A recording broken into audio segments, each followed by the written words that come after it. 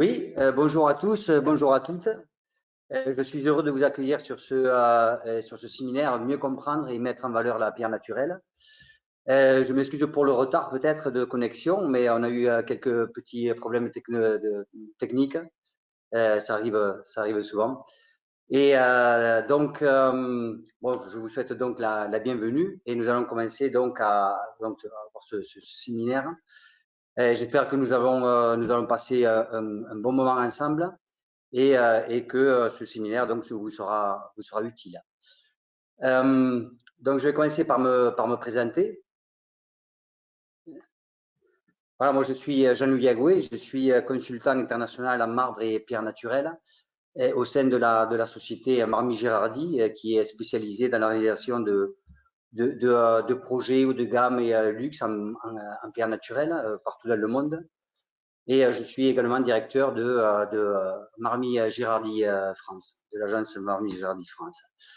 Au cours de ce séminaire, je serai accompagné de monsieur Stefano Girardi, qui est CEO de Marmy Girardi et à qui je laisse maintenant la parole pour qu'il puisse se présenter à vous directement. Stefano, tu m'entends? Oui, bonjour à tous et bienvenue à notre webinaire. Comme a dit Jean-Louis, je suis Stefano Girardi, je suis le président de Marmy Girardi et je représente avec mon frère et ma sœur la troisième génération de Girardi dans l'industrie de la pierre naturelle. J'espère que le contenu vous intéressera afin de sensibiliser et de promouvoir auprès des prescripteurs l'utilisation plus large et plus attentive des nombreux avantages de la pierre naturelle. Je laisse parler Jean-Louis. Je vous souhaite une bonne continuation et on se voit à la fin. Merci. Oui, merci Stefano. Oui, on se voit à la fin. Et il y aura un chat et puis un chat et vous pourrez donc poser peut-être les questions et au sujet de ce séminaire et toutes les questions peut-être qu'on va soulever tout au cours de la prochaine heure. Donc, si vous le voulez bien, nous allons commencer ce séminaire virtuel et nous allons commencer par voir un peu ce que nous allons voir au cours de ce séminaire. Donc, tout d'abord, nous analyserons les vertus environnementales de la pierre naturelle ainsi que ce qu'elle peut apporter de nos jours à l'architecture moderne. Nous verrons également comment acquérir une meilleure vision d'ensemble des variétés de pierres naturelles afin de mieux choisir les pierres idéales pour chaque projet.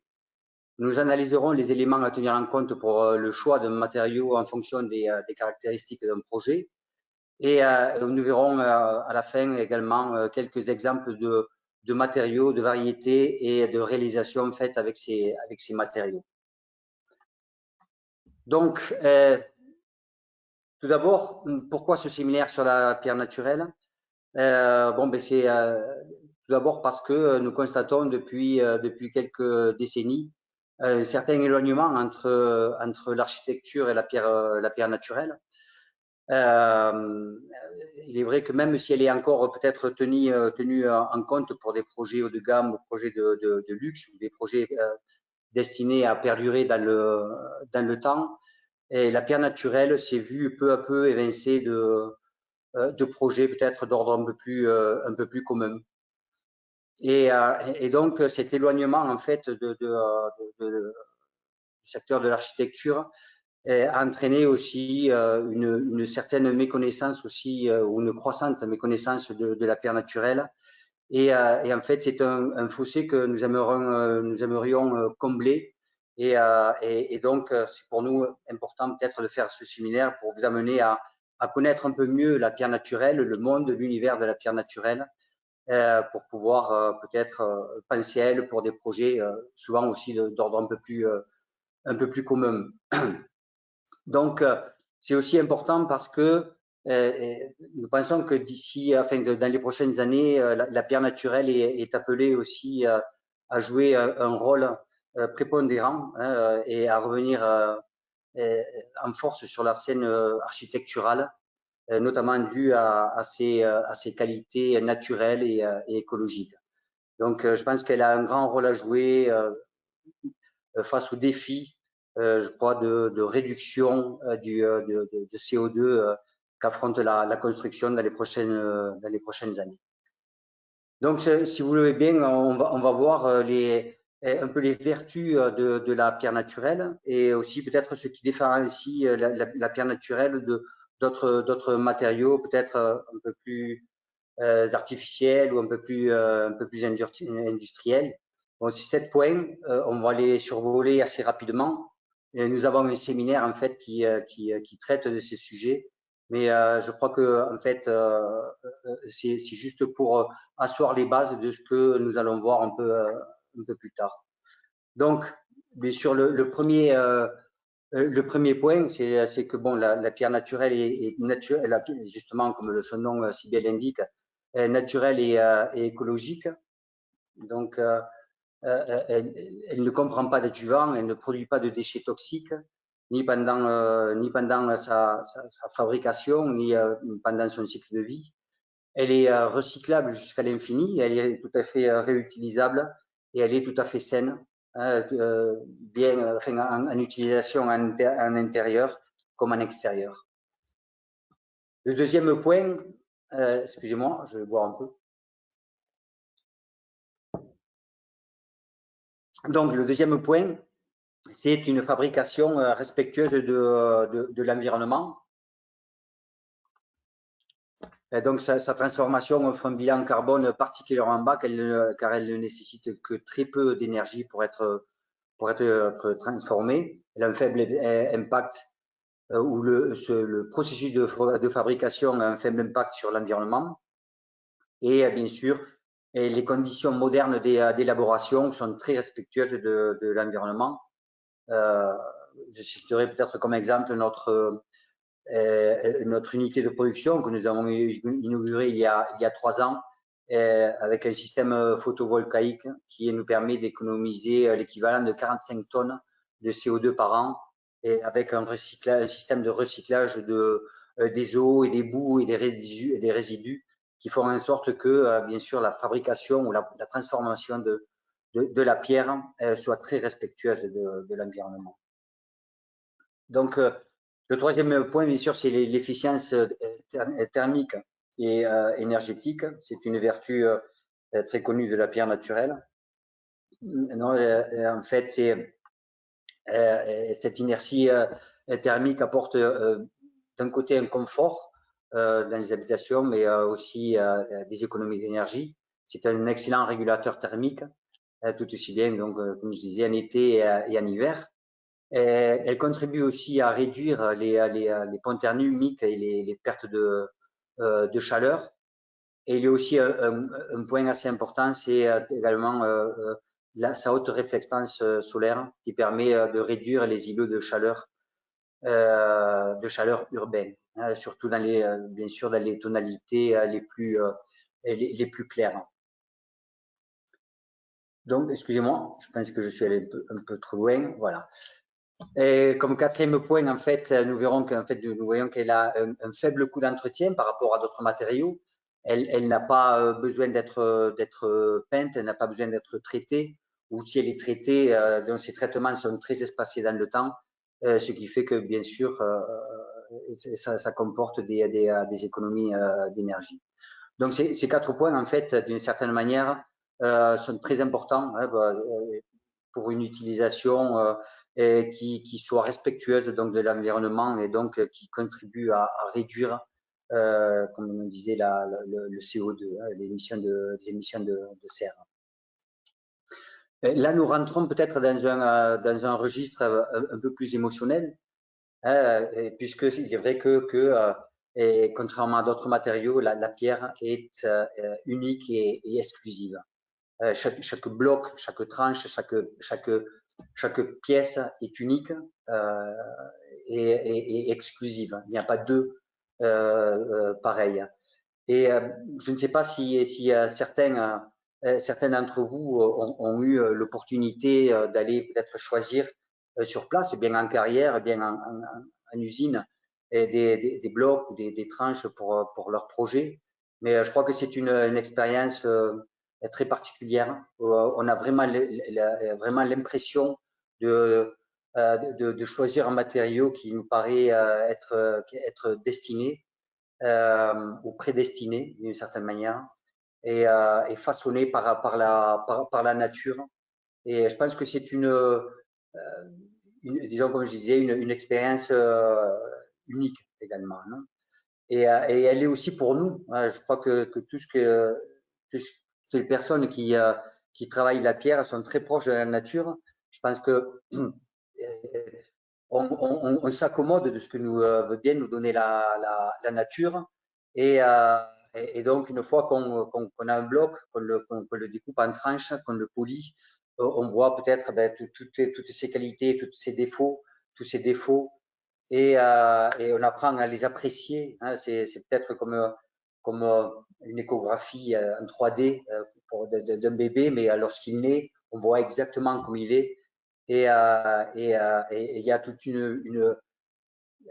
un processus, une imagination qui se met en marche. On voit à qui on va pouvoir proposer ce bloc. On va pouvoir voir exactement les projets qu'on va pas pouvoir réaliser avec. Et c'est une expérience très enrichissante. Donc l'autre bien sûr l'autre vertu, une énorme vertu bien sûr de la pierre naturelle, c'est sa durabilité, sa pérennité. C'est ce qui fait que en fait ce soit un matériau à part, qui soit un symbole aussi de notre civilisation, puisqu'elle nous accompagne depuis des centaines et des milliers d'années. Et on peut encore, bien sûr, grâce à cette vertu, on peut contempler donc tous ces chefs-d'œuvre en fait qui ont été faits aux quatre coins du monde. Et je pense que ça aussi, ça nous laisse aussi un grand témoignage de notre évolution en fait d'une certaine manière. Et bien sûr, Rome est appelée la ville éternelle car elle est faite en pierre, bien sûr. Hein, il en va de même pour Athènes. Mais bon, la pierre naturelle nous a offert sa protection contre les intempéries et toutes sortes de périls depuis la nuit des temps. Je crois que ce sentiment de protection fait que la pierre nous rassure. Et ça, c'est une sensation qui est très difficile d'imiter, ou pratiquement impossible à imiter. Non, là, on voit aussi qu'elle nous a également protégés contre nos ennemis et les invasions. Ici, bien sûr, Carcassonne. Et donc, toujours pareil, ce sentiment de protection. La pierre est là pour nous protéger, pour nous rassurer. Bien sûr, aussi les lieux cultes et les lieux sacrés sont toujours protégés par la pierre, qui en plus est façonnable. Donc, je crois que elle nous permet aussi d'attiser ou de stimuler notre imagination. Et je pense que c'est deux atouts aussi importants. Donc, bien sûr, même si elle protège, c'est pour ça que peut-être qu'on est tous scotchés devant notre écran de télé lorsqu'on a vu Notre-Dame, donc l'incendie de Notre-Dame, non? C'était un choc de par l'aspect symbolique, non, de ce lieu peut-être un peu sacré, de ce que représente une cathédrale, mais aussi on a été, je crois, stupéfiés de par peut-être quelque part la vulnérabilité de la pierre. On était peut-être prêt à la voir s'effondrer et ça, c'était quelque chose qu'on aurait eu du mal à assumer. Mais je crois que là aussi, la pierre, en fait, a subsisté. Et comme je dis, c'est toujours ce sentiment de protection, hein, et qui est ancré en nous depuis la nuit des temps. Hein. On le voit aussi par rapport aux trois petits cochons et au grand méchant loup, hein, qui n'arriva pas donc à détruire la maison en pierre. Donc, bien sûr, c'est donc des vertus qui sont très, qui différencient un peu la pierre naturelle d'autres matériaux de construction. Et la dernière, en fait, c'est qu'elle est très valorisante. Et je pense que Paris est un des exemples, en fait, très démonstratifs. Paris est une valeur patrimoniale incalculable, très liée à la pierre. Et je pense que c'est sans doute une des plus grandes vertus de la pierre. Paris a pu être Paris car elle était construite en pierre. En fait, c'est dû bien sûr à sa durabilité. Je pense que tout ce qui a été fait, c'était fait euh, pour perdurer dans le temps. Je pense que tout ce changement de la construction du vieux Paris était possible grâce aux matériaux qui puissent durer des centaines d'années et pas peut-être quelques décennies. Et je crois que c'est un aspect les plus importants. Et je pense que tout le monde devrait peut-être comprendre conscience un peu de ce que peut apporter justement à ce niveau-là, au niveau de la revalorisation du patrimoine, la pierre naturelle. Bien sûr, si Paris avait été construite en béton au lieu d'être construite en pierre, ben, ce serait Benidorm, ce serait pas Paris. Et on voit quand même la grande différence.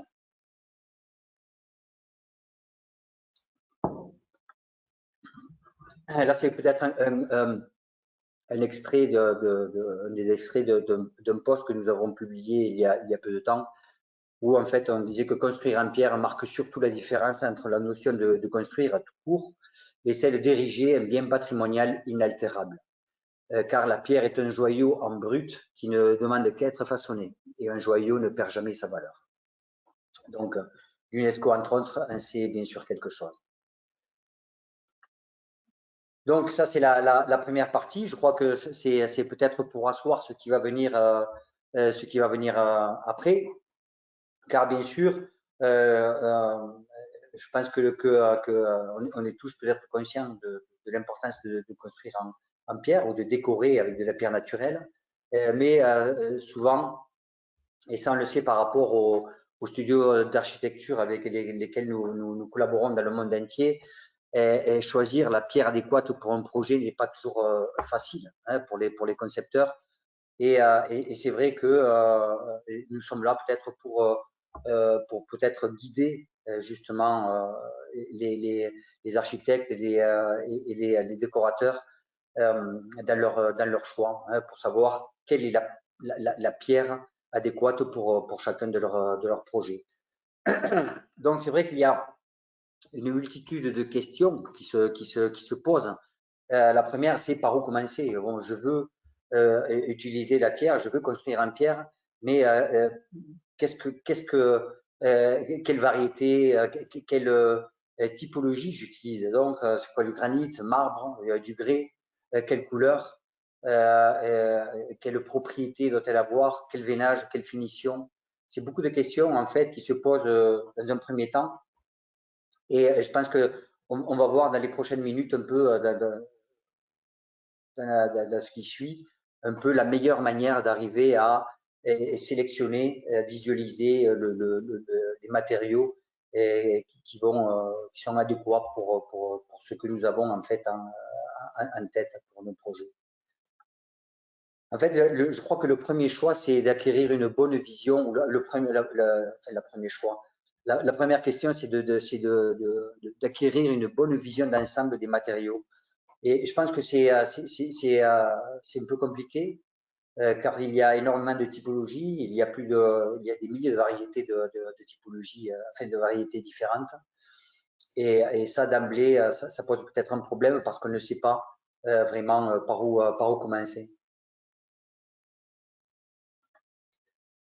Donc la classification par typologie, c'est une classification habituelle. Donc c'est marbre, granit, pierre calcaire, grès, etc., travertin. Donc quand on est confronté à ce type de technologie et de typologie, excusez-moi, on est peut-être, on a la sensation d'être devant un mur. Je crois que ça ne nous aide pas trop pour savoir quelles sont les variétés qui nous vont le mieux.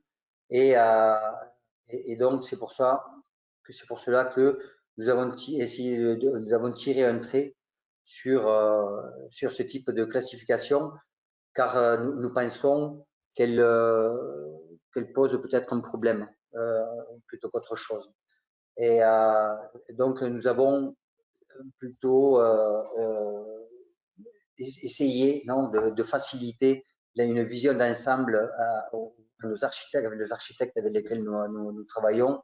Et nous avons pour cela développé tout ce qu'on appelle un nuancier intuitif. Et un nuancier, en fait, qui est fait de 6 catégories et qui ont donc l'avantage d'englober toutes les variétés disponibles ou existantes à l'heure actuelle. Et c'est disons, un nuancier intuitif, mais aussi fonctionnel. Donc, c'est une classification selon la fonctionnalité des matériaux qui nous permet d'aller chercher un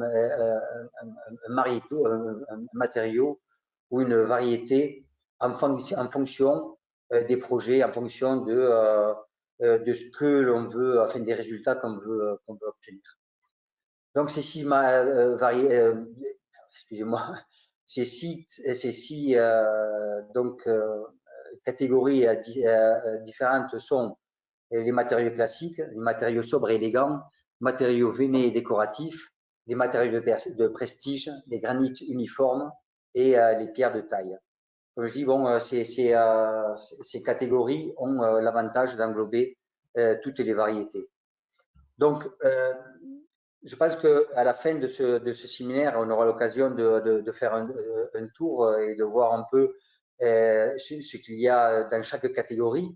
Et nous offrons non seulement bien sûr des photos de matériaux, bien sûr des photos d'échantillons, mais aussi une description, aussi des utilisations pour chaque matériau et aussi une fiche technique.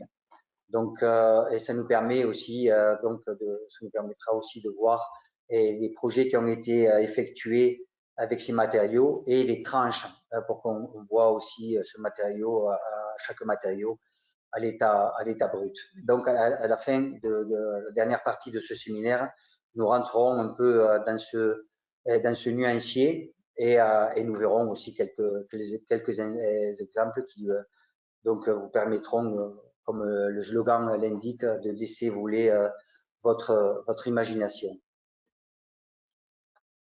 Donc, bien sûr, il y a l'aspect visuel, mais il y a d'autres caractéristiques donc, à tenir en compte en fonction des projets et des utilisations. Et c'est des caractéristiques, bien sûr, qui sont importantes. Et la première d'entre elles, donc les critères fondamentaux pour l'élection de matériaux, c'est les propriétés physico-mécaniques. Donc, deux pierres ayant le même aspect visuel n'ont pas pour autant les mêmes caractéristiques chimiques et physiques, résistance mécanique, durabilité, etc. Et c'est pourquoi il est essentiel de pouvoir visualiser quel sera le comportement d'un matériau avant de le choisir pour un projet. Donc, il faut savoir que bon, il existe beaucoup de normes donc européennes spécifiques pour la pierre naturelle.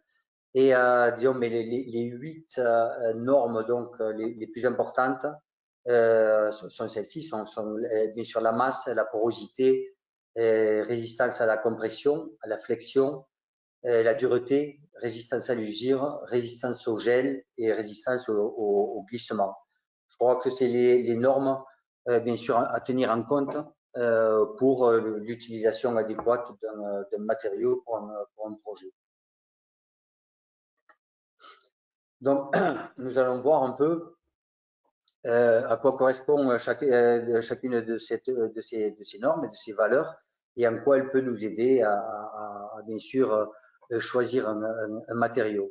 Mais il y a la masse, donc elle donne une idée de la compacité d'une pierre naturelle. Plus ce chiffre est élevé, plus cette valeur est élevée, plus la pierre est compacte et donc souvent moins poreuse. C'est quand même une donnée souvent indicative. Hein. Et donc, elle sert quand même surtout à indiquer le poids. Il y a des données donc ici pour les pierres calcaires, marbre et granit. À la fin, après une fois ce séminaire fini, je vous enverrai donc cette présentation pour que vous puissiez quand même voir les points par point. Là, nous, on les survole. Et bien sûr, notre équipe technique est là aussi pour vous guider, pour approfondir chaque valeur. Et parce qu'elle s'interprète de manière différente en fonction de beaucoup de critères. Donc, c'est important de les connaître, mais bien sûr, nous sommes là bien sûr pour vous guider et pour vous conseiller selon chaque cas. Le deuxième, c'est l'indice de porosité. Donc, c'est une valeur à tenir en compte pour les revêtements de façade et sur les extérieurs. Donc, c'est une valeur à prendre en compte également selon les conditions climatiques et environnementales, telles que la variation de température, les cycles de gel, dégel, l'humidité, la pollution, etc. Et l'absorption ou le taux d'absorption indique si un matériau est enclin à supporter les variations de température, car la porosité et la résistance au gel sont souvent liées. Il faut savoir aussi que les pluies acides et le degré de pollution sont également à tenir en compte, car plus un matériau est poreux, plus il est susceptible d'accumuler la saleté ou d'être sensible aux agents externes.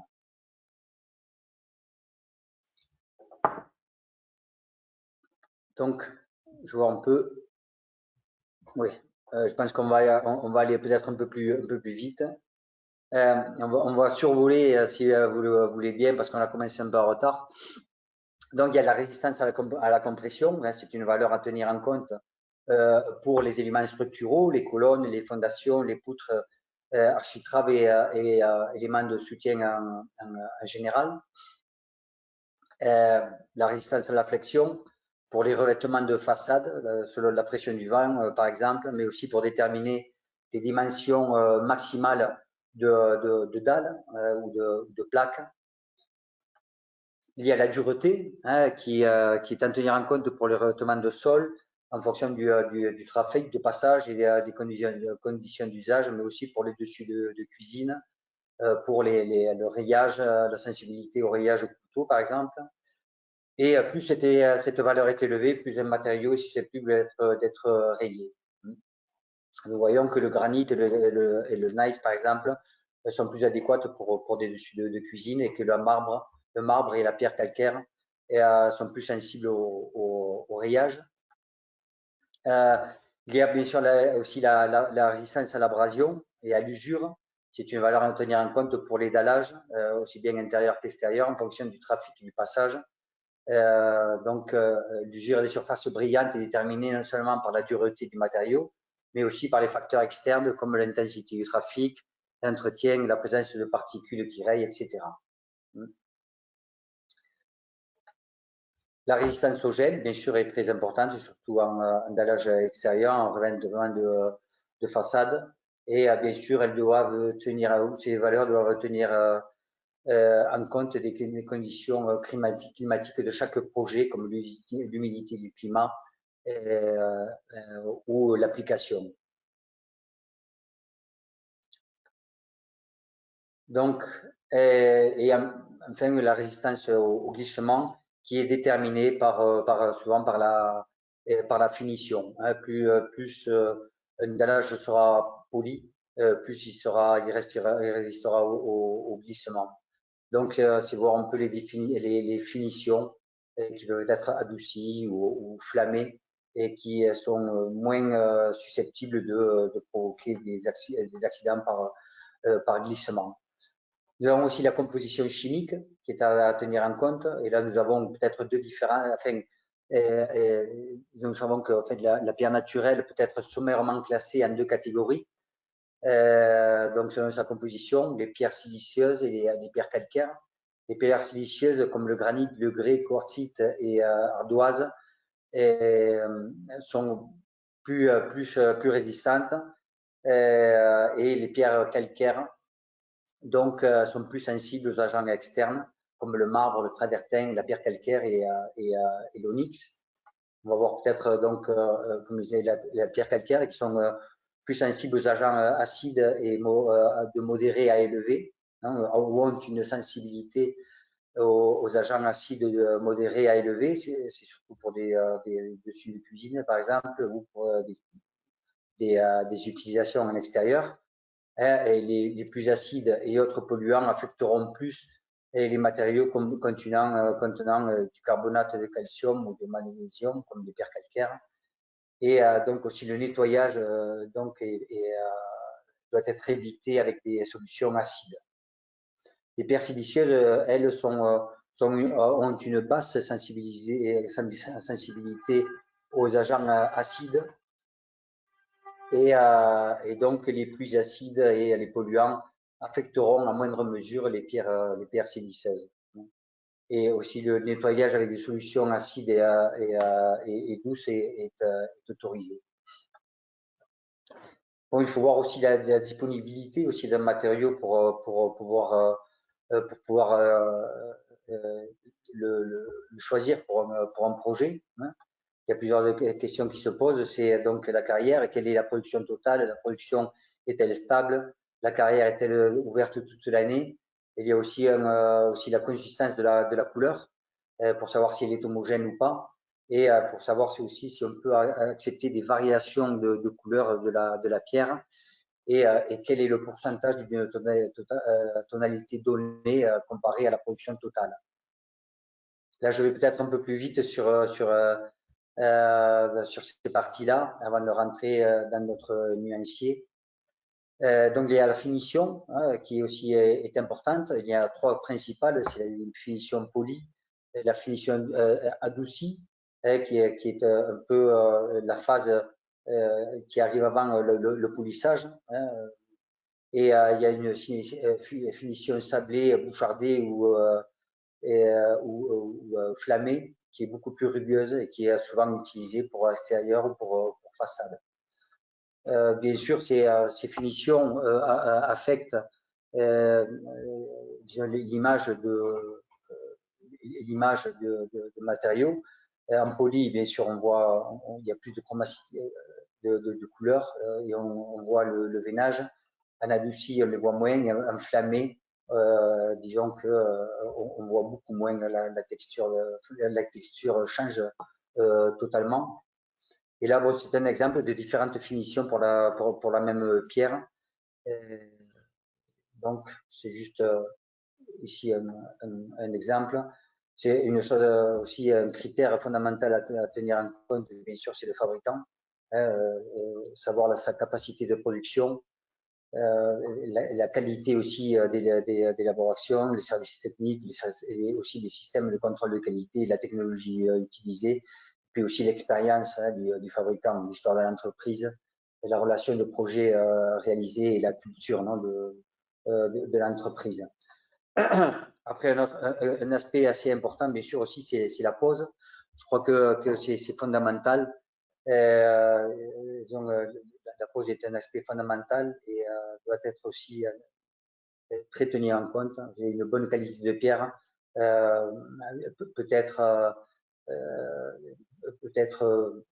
enfin, la pose peut porter préjudice à une bonne qualité de finition de pierre et vice-versa. Donc ça, c'est une photo de notre usine. Et donc, nous allons rentrer dans ce qui est notre nuancier intuitif pour finir. Donc, comme je disais, peut-être avec un peu de retard. Je pense que c'est une partie assez importante. On vous enverra le lien d'accès pour que vous puissiez donc accéder à ces 6 catégories différentes. Et si vous voulez bien, on va voir un peu. Donc, il y a peut-être ici nous allons voir un peu une explication hein, de pourquoi ce nuancier a été créé. Et donc, si nous allons peut-être dans les matériaux classiques, Donc, connectons.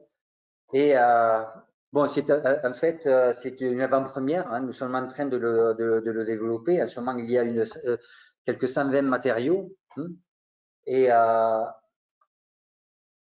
je pense qu'on va pouvoir en rajouter plusieurs en plus, disons. Et on peut regarder dans les matériaux donc dits classiques, c'est les matériaux que nous sommes habitués, qui sont assez connus, que nous sommes habitués à voir hein, sur pas mal de projets. C'est les matériaux les plus connus. Nous prendrons par exemple le banc de Carrare. Comme vous voyez, il y a une description, donc les utilisations hein, et aussi bon, une fiche technique, la typologie et donc la fiche technique aussi avec la dureté, par exemple le coefficient d'absorption, c'est-à-dire toutes les valeurs qui sont importantes pour chaque projet.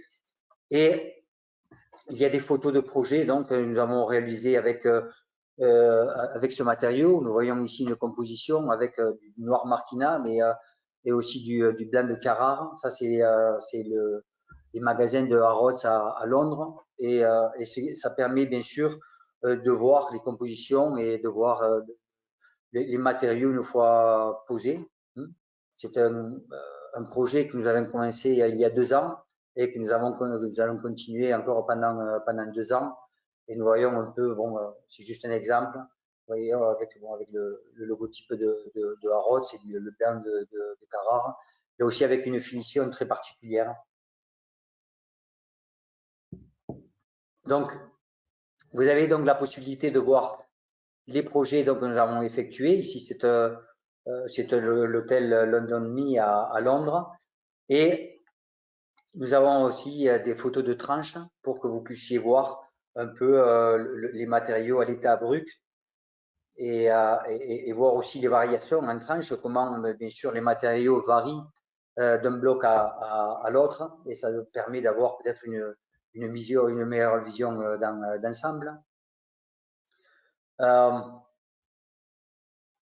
exemple, là, il y a les matériaux sobres et élégants. Bien sûr, nous allons vers des matériaux, souvent des pierres calcaires. Donc, si nous prenons par exemple ce matériau BS Beige, c'est un matériau qui provient de nos carrières. Nous avons aussi c'est la description, les utilisations, la fiche technique. Et puis là, nous avons des projets réalisés. Là, voyons un matériau très clair, très sobre. Ça, c'est donc plusieurs projets que nous avons réalisés donc avec ce matériau. Comme je disais, la possibilité donc de voir chaque matériau dans des finitions différentes. Ça, c'est le Four Seasons en Shire, en Italie. Un hôtel à Barcelone. C'est donc, comme je disais, là aussi peut-être excusez-moi, je crois que je vais revenir sur le beige. Donc, et aussi, par exemple, des photos de tranches et de matériaux qui permet donc de le voir aussi à l'état brut. Donc, dans une optique plus décorative, ben, nous avons donc cette catégorie hein, de matériaux veinés et décoratifs. Voilà, moi, ce que je vous propose, c'est une fois que nous vous aurons envoyé donc le mot de passe donc votre usager, que vous fassiez peut-être que vous rentiez à l'intérieur, que vous regardiez. Je pense que c'est un nuancier très particulier, assez différent de ce qui se fait jusqu'à présent et que nous avons développé ou que nous sommes en train de développer à la demande en fait des studios d'architecture avec lesquels nous collaborons. Vous voyez, un type peut-être de matériaux plus décoratifs, comme bien sûr les colonnes en breccia classica, qui provient également de nos carrières. Nous voyons ici les sols en BS beige et donc les colonnes. C'est juste un exemple. Bon, je vais essayer de revenir. Non, vous voyez plusieurs exemples de projets et bien sûr les tranches, non, les différentes tranches. Donc c'est oui, donc ça laisse peut-être un peu de temps pour les questions, mais bon, nous pouvons aussi peut-être prolonger. Je ne sais pas si vous avez quelques questions à poser. Je crois que plus ou moins, bon, bien sûr, il y a des matériaux de prestige, mais si vous voulez bien poser quelques questions, nous pouvons donc y répondre. Hein, comme vous le voyez, en fait, peut-être le grand avantage de notre société, c'est que en plus de nos variétés qui proviennent de nos carrières, nous sommes en mesure en fait de travailler et toutes les variétés qui sont disponibles sur le marché actuellement, ce qui nous donne la possibilité d'offrir un service de conseil très objectif, pas axé sur les matériaux que nous possédons, mais sur tous les matériaux qui sont disponibles au niveau mondial pratiquement. Et là, bien sûr, nous voyons un exemple de notre projet que nous avons fait en statuario, un matériau donc, qui était utilisé par Michel-Ange. Donc ça, c'est l'hôtel Watergate à Washington et une composition à livre ouvert, hein, comme vous voyez. Et voilà, je pense que c'est tout pour l'instant. Je pense que nous restons à votre disposition si vous avez peut-être quelques questions à poser. Stefano, Valentina, bonjour. Ou rebonjour Valentina, tu n'étais pas là tout à l'heure. Voilà, bonjour. Bonjour. Donc, Valentina est notre secrétaire internationale. Et donc qui parle énormément de langues et donc qui est là aussi pour peut-être pour vous nous invitons à les poser ou également de nous les envoyer par email pour que nous puissions y répondre éventuellement. Stefano, est-ce que tu vois le chat? Moi, je ne le vois pas. Oui. On a une question, Valentina. Tu peux voir la demande? Non, en fait, je ne vois pas. Il demande si on peut partager. Il demande si on peut partager la présentation technique. Oui. Oui, la fiche technique, en fait, vous recevrez tous par email un lien, enfin le lien d'accès avec votre nom d'usager et votre mot de passe. En fait, vous n'avez pas besoin. Normalement, en fait, on demande parce que c'est quand même un nuancier qui est réservé à nos partenaires et au studio d'architecture. Mais bon, étant donné que ce séminaire en fait est destiné aux architectes, nous enverrons directement par email à l'adresse que nous avez indiquée sur le formulaire. Nous vous indiquerons en fait votre usager, votre mot de passe pour que vous puissiez rentrer. Comme je dis, et nous avons quelques photos peut-être à rajouter, à changer. Mais je crois que bon, on est bien avancé. Dans les prochaines semaines, nous allons en rajouter de plus en plus d'informations. Et je pense que ça peut être une bonne aide pour pouvoir acquérir une meilleure vision d'ensemble. Voilà. Bon, s'il n'y a pas de questions, ben, je pense que non. Stefano, tu as une question pour nous au moins? Non, ça c'est tout. En ce moment, je veux seulement remercier tous pour la participation et comme tu as dit, on reste à disposition pour toutes les demandes qu'on a et pour tous les projets et la construction qu'il doit faire. je voudrais peut-être rajouter quelque chose, c'est-à-dire que je pense que il est clair que la pierre est une option, mais je crois que par rapport aux avantages qu'elle apporte, surtout au niveau de la revalorisation, c'est une option qui mérite la peine d'être peut-être offerte et proposée aux clients.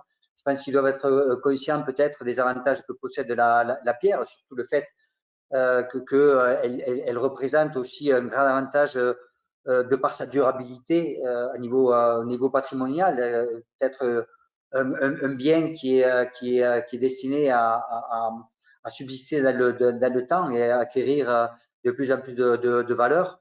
Et c'est vrai que souvent, c'est peut-être une option à proposer. Hein. Il y a des pierres calcaires aussi qui s'ajustent à tous les à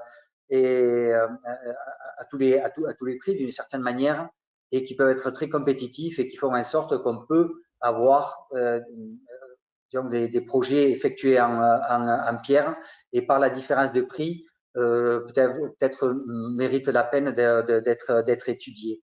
Après, bien sûr, c'est c'est le client à la fin qui prend la décision finale, c'est lui qui paye, c'est lui qui voit. Mais je pense que il est important peut-être de lui offrir cette possibilité. Je pense que on va s'en tenir là. Hein, nous vous remercions pour votre assistance. J'espère que ce séminaire vous aura plu. On est à votre disposition. Et bon, je suis peut-être allé un peu vite, non, certains moments, mais c'est vrai que le fait d'avoir commencé peut-être un peu tard a fait en sorte qu'on a accéléré. Mais en fait, je vous remercie énormément. Et Stéphano, si tu veux peut-être dire le mot de la fin. Ça, c'est tout. Encore, merci beaucoup. Et je vous attends la prochaine fois pour les nouveaux séminaires. Oui. Merci à vous. Et nous vous souhaitons une bonne journée, une bonne continuation. Et bon, et j'espère que, bien sûr, le coronavirus n'affectera pas trop votre activité bon, prenez soin de vous tous. Nous vous remercions et à la prochaine. Merci beaucoup. Merci à tous. Au revoir.